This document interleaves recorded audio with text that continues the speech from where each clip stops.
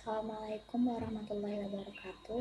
Perkenalkan, nama saya Naili Nicholas Salsabilah, NIM 21030966035, kelas 1A dari Prodi Pendidikan Guru Madrasah Ibtidaiyah. Di sini saya akan menjelaskan tentang kalimat efektif. Pengertian kalimat efektif. Kalimat efektif adalah kalimat yang mengungkapkan pikiran atau gagasan yang disampaikan sehingga dapat dipahami dan dimengerti oleh orang lain. Beberapa pengertian kalimat efektif menurut para ahli. Menurut Rahayu, kalimat efektif adalah kalimat yang bukan hanya memenuhi syarat-syarat komunikatif, gramatikal, sintaksis saja, tetapi juga harus hidup, segar, mudah dipahami, serta sanggup menimbulkan daya khayal pada diri pembaca. Menurut Ahadiyah, Arsyad, dan Ridwan, kalimat efektif adalah kalimat yang benar dan jelas sehingga dengan mudah dipahami orang lain secara tepat. Menurut Arifin, kalimat efektif adalah kalimat yang memenuhi kriteria jelas sesuai dengan kaidah, ringkas, dan enak dibaca. Menurut Nasuka, Rohmadi, dan Wahyudi, kalimat efektif adalah yang dipahami sebagai kalimat yang dapat menyampaikan informasi dan informasi tersebut mudah dipahami oleh pembaca.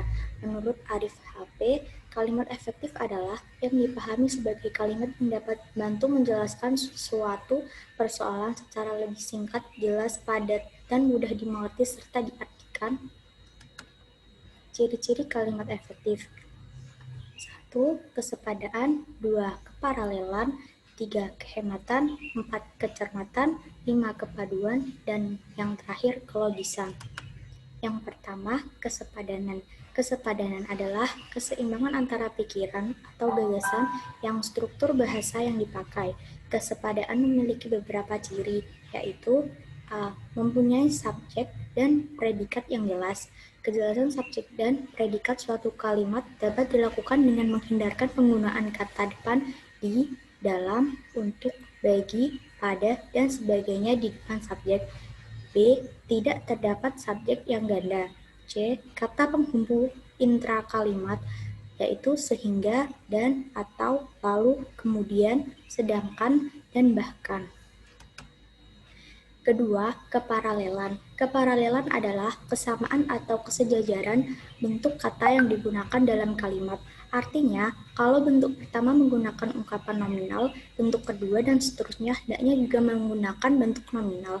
Kalau yang pertama menggunakan bentuk verbal, hendaknya yang kedua dan seterusnya juga menggunakan bentuk verbal. Yang ketiga, kehematan.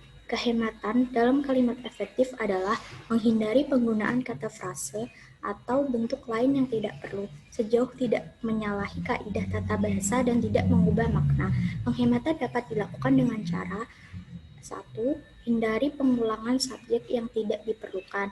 2. Hindari penggunaan superordinat pada hiponimi kata.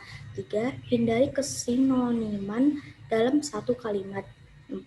Hindari penjamakan kata-kata yang sudah berbentuk jamak. Yang keempat, kecermatan. Kecermatan dalam kalimat efektif dimaksudkan sebagai kalimat yang tidak menimbulkan pengertian ganda dan tepat dalam pilihan kata. Yang kelima, yaitu kepaduan. Kepaduan dalam kalimat efektif dimaksudkan sebagai kepaduan pernyataan dalam kalimat sehingga informasi yang disampaikan tidak terpecah-pecah. Ciri-ciri kalimat yang padu, yaitu 1. Tidak bertele-tele. 2. Menggunakan pola aspek, agen, verba secara tertib dalam kalimat-kalimat yang berprediksi persona. Yang ketiga, tidak perlu menyisipkan sebuah kata antara predikat, kata kerja, transitif, dan objek penderita. Yang keenam, kelogisan. Kelogisan adalah ide yang ada dalam kalimat dapat diterima oleh akal dan sesuai dengan ejaan yang berlaku. Dalam tulisan, kelogisan sebuah kalimat ditandai juga oleh penggunaan ejaan yang benar, yakni ejaan yang disempurnakan atau EYD. Yang terakhir, yaitu struktur kalimat efektif. Struktur kalimat efektif ada dua, yaitu yang pertama struktur kalimat umum. Terdapat dua unsur yang membangun suatu kalimat, yaitu unsur wajib dan unsur tak wajib, atau mana suka. Unsur wajib merupakan unsur yang harus ada dalam kalimat atau subjek dan predikat. Sedangkan unsur tak wajib merupakan unsur yang boleh ada atau boleh tidak ada dalam suatu kalimat.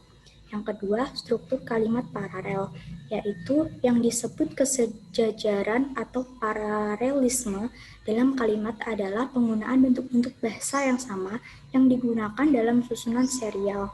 Jika sebuah ide dalam kalimat dinyatakan dengan frase atau kelompok kata, maka ide-ide sederajat harus dinyatakan dengan frase.